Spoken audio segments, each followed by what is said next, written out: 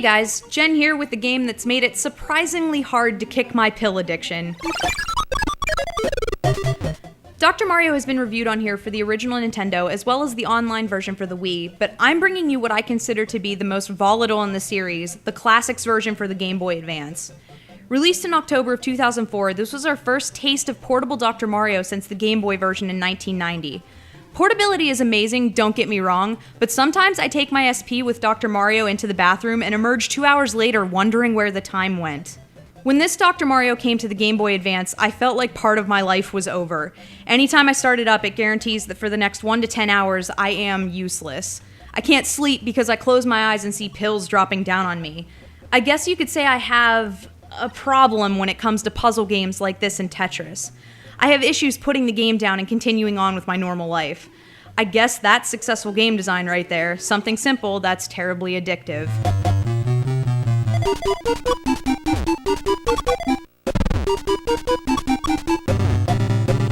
In the grand universe of Mario, we have come to accept quite a lot.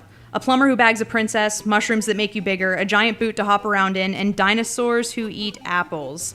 For some reason, as a child, the concept of Mario as a doctor was not something that I could accept. I always liked to pretend that Dr. Mario was actually Mario's other brother who went to school to be a physician.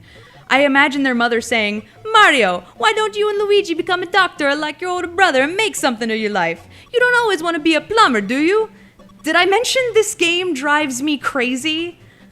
I don't know who out there still doesn't know how Dr. Mario works, but for a general refresher, line up at least 3 pills of the same color on top of an appropriately colored virus. That clears a singular virus from the screen. The idea is to stack pills until nary a virus remain. I love how simple the options are. You have a level choice, speed, and the ever-important soundtracks. Although I'm a fan of Fever, Chill has its moments toward the end of the track that I love. Both sound options are pretty spectacular, but a certain madness is married to them when you hear them looped for too long. I find myself involuntarily singing songs to go with each track, something that when I catch myself doing it, I hope no one has heard me. You will never hear these songs, they are for my private time.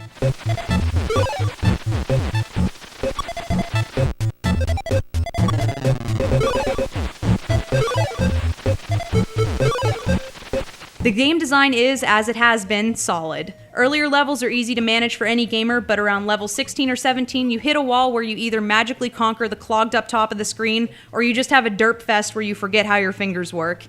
Even if you can't make it to these levels and just want the glory of getting past level 20, you can choose any level from 1 to 20 and start at your leisure. One thing I was severely missing was 2-player mode, something completely viable considering the Game Link cable. I feel like this may have just been an oversight or lack of interest, or maybe Nintendo just didn't want to change up the game to be displayed on 2 screens. Whatever the reason, I still miss crushing people with my mad pill skills. There's something comforting in the simplicity of the overall game design of Dr. Mario. In a world where we are all tied up trying to get to the top of the leaderboards, it's nice to remember the simple days of bragging rights with friends. Any game that defined months of my childhood always has a welcome place on a handheld, in however many incarnations Nintendo deems necessary. Some people knit or read to unwind. I find my comfort in massive amounts of pills.